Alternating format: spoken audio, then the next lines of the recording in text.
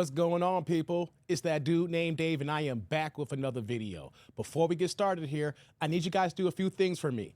Comment, like, subscribe, and click on that bell notification below. I am on the road to 20,000 subscribers. It's a big goal, large goal, but you know something? It is my goal. Also, you guys can show your support by that little $ you're seeing flashing down there. That's the super feature. Super chat, super thanks, super stickers, as well in the description box below for the Cash App, $ that dude named Dave. The donations are much appreciated because we got to keep the lights on. Anyways, enough about me. You don't care about that, actually. The reason why you clicked on the video, man, oh man, the Democrats here, they are crashing hard here. Now, as we know, they got washed 2 weeks ago in the election. The House, Senate, presidency, where Donald Trump will take office in January. Clean sweep.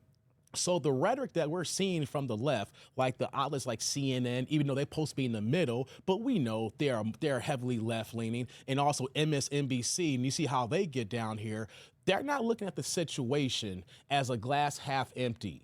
They're looking at it as a glass half full, as we're going to go to this video with Reid today, because if it was a glass half empty, then you would look at the situation as, oh my God, we need to make some adjustments here. We made some mistakes. But if it's half full, you're looking at you only made minor mistakes and you just got to make some corrections how to get things right. And that's not what the Democrats are going through right now. And we're going to go to Reid here because I got to be honest. She is a tether that is against America and democracy at this point right now because her side lost and she is showing her true colors. So I want to inform you guys right now the things that she's going to be saying. I'm going to be pausing and jumping in so I can give a rebuttal so you can understand a different point here. So let's get to the video and we're going to try to make this make sense. Apparently, some folks on the right have been thoroughly triggered by the segment we did here on the Readout last week, in which a Yale-trained psychologist counseled those who are distraught about the results of the presidential election and frankly frightened over the prospects for their own lives because of it, that they do not owe the people who voted for the very things they're terrified of their time over the holidays. There is a push, I think just a societal norm that if somebody is your family, that they are entitled to your time. And I think the answer is absolutely not. So if you are going to a situation where you have family members, where you have close friends who you know have voted in ways that are against you, like what you said, against your livelihood, and it's completely fine to not be around those people and to tell them why. Wait. Before we get started here, these women are promoting the fact that somebody has a different ideology, a different mentality as far as their politics. They think one way, you think another way. They are promoting that. Of course, the holidays are coming up. They have to stay away from no talking, completely separation. They are really unhinged right now. Cue the people who just 2 weeks ago were screaming, "Let's go, Brandon," and cheering as J.D. Vance called Vice President Harris the trash he was going to take out. Now yelling, "Why can't we all come together?" Really? Wait a minute. You really gonna nitpick saying that he called Kamala Harris the trash when you guys are calling the right deplorables and despicable? Hey guys, this is some nasty work here. I seem to recall that when your guy lost the last election, you didn't come together. Your people stormed the Capitol, smashed in windows and rioted, beat up and nearly killed police officers and menaced poll workers all over the country. MAGA people issued so many death threats to Ruby Freeman and her daughter Shay Moss, they had to leave their home in Georgia. But it didn't stop there. Those who spoke out against Donald Trump's attempts to overturn the election got death threats too, and they were all Republicans. And now, wait. Of course, that happened in 2020.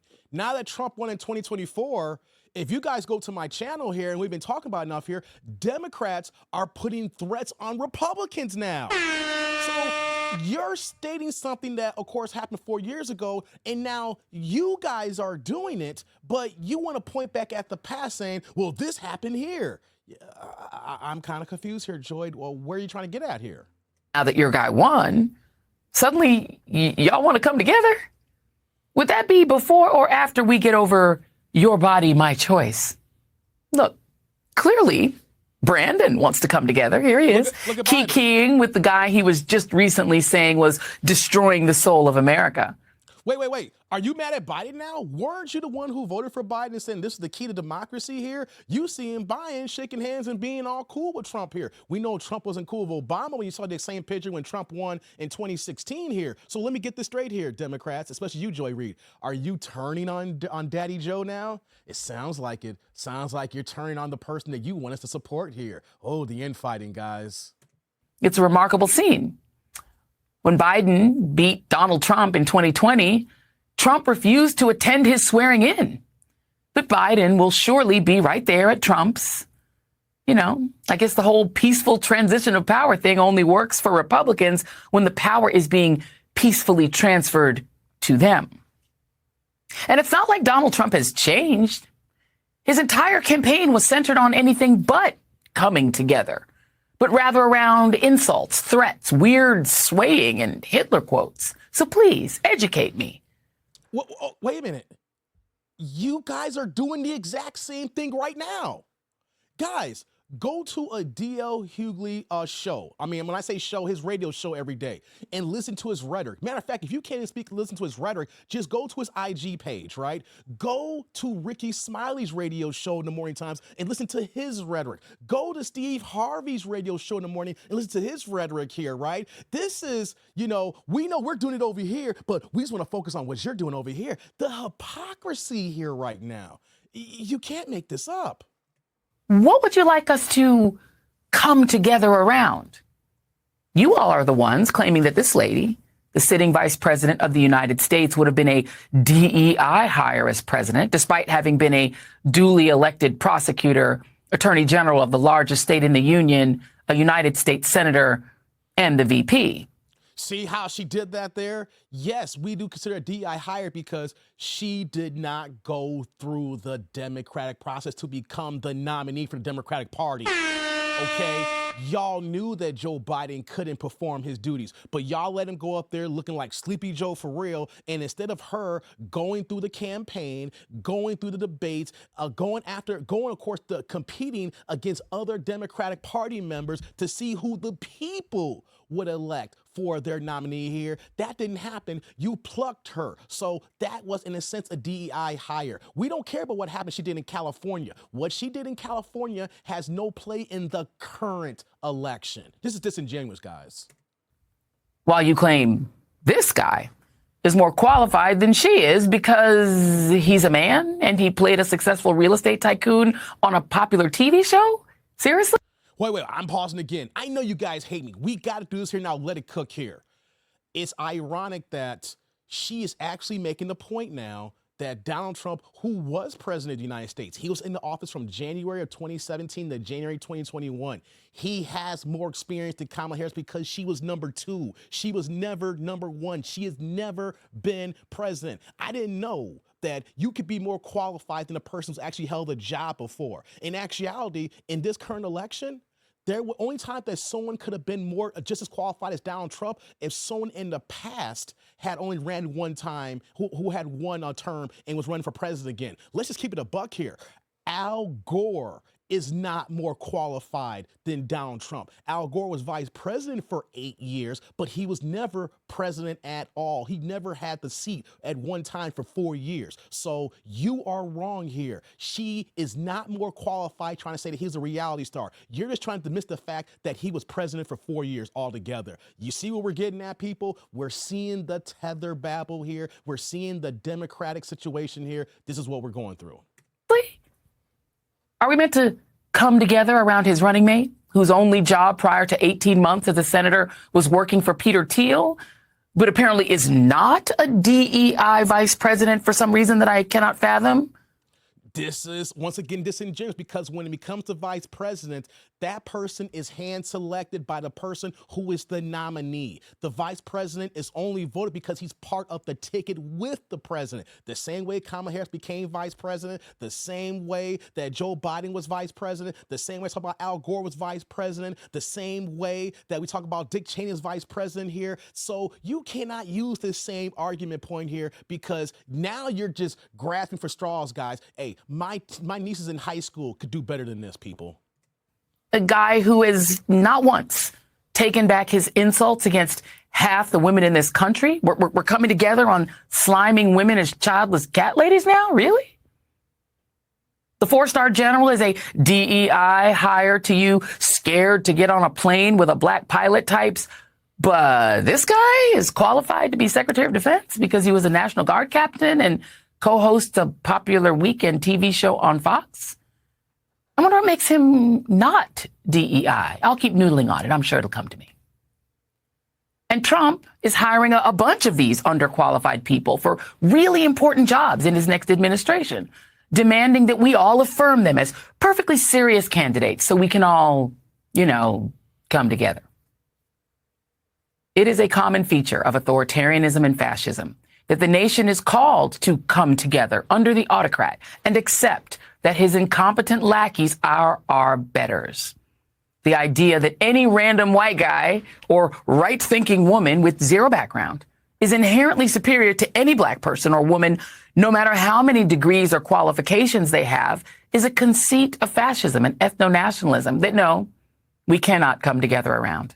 I don't like this here. I'm a black person here. You see me as a black man. I am FBA. Shout out to my FBA brothers and sisters who is watching for this here. The grassroots movement was 10 toes down and swaying this election here. And here's what I want to say what she's saying here. I hate that point because you want to know something? Yes, racism lives in this country here. Racism lives in this world here. We deal with the problematic white supremacy. But I am the person that's only going to call out racism when it happens. When you guys just want to throw racism all the time, it waters it down and people don't want to listen because they think we're just crying. And that's what you're doing right now. You are crying, and that whenever you make these kind of rhetorics here, people is not going to listen to us when real racism does happen.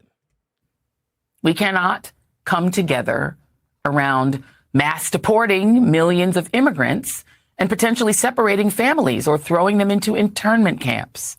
That's the problem here. She's a tether. She's not for this because she's worried about her family getting deported. You want to know something? The American people have spoken, and we're tired of people avoiding the legal process of immigration and trying to come into this country legally. Me as American, I have no problem if you go through the legal port of entry and you follow the process to become American the legal way. But the fact that people are coming in illegally and bypassing the whole process, but you're against mass deportation because you're scared for your family. Hell, Joy Reid, you might be scared for yourself. We can't come together around kicking women or gay, bi, or trans people out of the military just because Macho Man weekend TV guys said so. Or around the idea of banning abortion and IVF nationwide and watching more women die from sepsis or more teenagers giving birth to rape babies. Do you guys believe this here?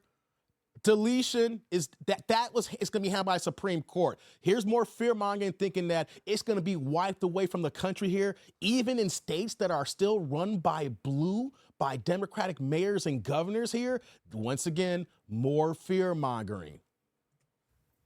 We can't come together around Matt Gaetz, who was accused of trafficking a teenage girl, something he denies, being the top law enforcement official in the land and getting to see all the evidence against him, including the identities of his accusers, with the freedom to persecute them and prosecute anyone else that Donald Trump tells him to.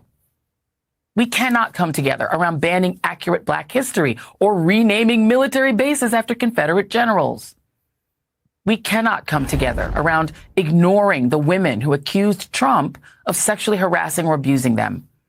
We cannot come together around Elon Musk, who runs an app infused with racism and misogyny, and who gamed that app to sway an election and now essentially co-owns a president alongside Vladimir Putin. Wait. I like Twitter now. See, Democrats, have you noticed, is on the rage of trying to end free speech. If you listen to the rhetoric, what Joy Reid is saying right now, if you heard what AOC is speaking about, if you heard what Kamala even said about banning free speech here, and that's what Twitter has done since Elon has purchased it, or if we want to call it X here. He has allowed free speech. People are speaking freely. People are not being blocked the way it was in the past here. You would see a lot of items that are being suppressed here. So once again, guys, I want you guys to be key on this as we're in 2024, as we move on the 25, the 26 midterms, and the 2028 election here. The Democrats, the left is trying to ban free speech. They're trying to prosecute the way that we delivered here. Look out for this, guys. This is key here as we move forward. We cannot come together around the United States becoming the junior partner to Russia and the handmaid to letting Bibi Netanyahu and his right-wing religious fanatics destroy what's left of the Palestinian people. Joe Biden is perfectly free to come together with Trump and the people who literally 3 days ago were calling him every name in the book because he's the president and therefore immune from prosecution by our soon-to-be autocrat under John Roberts' rules for American kings. So he has the privilege of coming together with the guy who quoted Hitler on his way back to the White House. Some of us do not have the privilege to come together around that. Okay, guys, that's the end of that video there. Let me give you my thoughts here on this here. This is the rhetoric. This is the talking points. This is the speaking from the left-wing media. And I got to say I'm appalled because if you lose, what you need to do is look in the mirror, figure out why you lost. Then once you understand why you lost, then figure out a plan to do better. What is the left doing? They lost. Now they're crying about it. And then now they want to blame the people, the voters, saying that it's our fault. And now they're saying, like, for the holidays, we're not coming together. Thanksgiving, no, we ain't got to eat with you. You're not going to force us into this here. Wait a minute. So my politics and your politics clash, so we can't be families anymore. We don't got to talk about politics. For as long as I've grown up, people always say two things you don't discuss at dinners and family gatherings: religion and politics, especially at work too as well. But all of a sudden now, because this election that your side lost, you're saying throw everything to the corner. We don't give a damn, right? And so your speaking points are, look what happened in 2020. So let me get this straight here. When something happens, you're going to go tit for tat. Oh, I get it. This is little kid rhetoric right now. Whatever happened that happened over here, we're going to do the same thing over here. I get it, right? I know there's extreme racists on the right, and people point that out. Yes, that is a fact. I'm not blind to see that here, but here is what the left is doing. You want us to excuse the extreme racists on your side as well. But we want to act like the racists on the left is not as bad as the racists on the right. And I'm trying to say is whether you are racist on the left or right, you're still a racist. But Joy, you're trying to tell us that your side is better, your side is right, when you're basically now the party of speaking of hate. You're the one saying we can't come together. You are the one that's saying that it's all rigged and democracy's going to end. You and your side is the one talking about there is no way that this can work together. So who is the one spreading divisiveness here? I don't know. What do I know here? I'm just a YouTuber. I say, let's open up the conversation discussion here. Comment, like, subscribe, and click on that bell notification below. Let me know what you think about my commentary. I want to hear you think about what Joy Reid just said here and any other comments you may have regarding the left and their dangerous rhetoric. Because you want to know some guys, instead of them owning the loss, they're going for the hate gusto. But on that note, guys, I'm that dude named Dave. See y'all later, YouTube world.